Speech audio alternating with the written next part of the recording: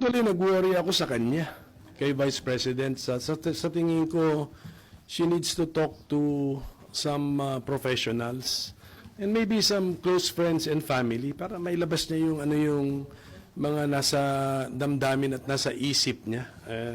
Mahirap yun eh. Mahirap anong tawag mo doon? O hindi mo i-share.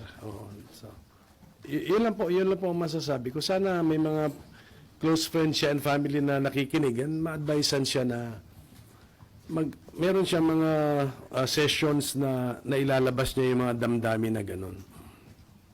Bakit, sir? Bakit ganun ang advice niyo? Hindi siya usual eh. Yung mga nasabi niya, hindi usual po yun. At saka hindi rin yung na-verbalize niya yung naisip niya. Pero yung naisip niya, hindi usual eh. So, siguro kailangan meron siyang makausap na mas madunong sa atin. Na hindi usual na abnormal? Hindi siya usual eh. Sabihin ko na lang strange. So, ano yung matindi yung galit niya? Hindi ko nga alam. Kaya kailangan niya may kausap siya na mas madunong pa sa akin. Kasi abogado naman ako. Baka ibang field ang kailangan kausap ni VP. But of course, family can also help. So, dapat may close family, friends, relatives kausapin. Or professional or doctor? Or professional, yeah. Sige. May danger ba yun sa government natin? O dati ng ganitong situation na magkailangan ng Vice President and ng President? Hindi ako nakatingin ako sa positive ha.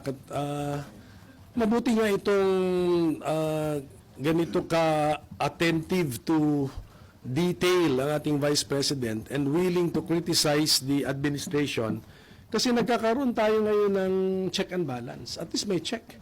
Merong isang tao dyan na inaanunsyo niya sa buong bansa at sa buong mundo na andyan siya to check the administration. So that's that's a welcome development sa isang demokrasya that there is someone, some party, some group checking the administration.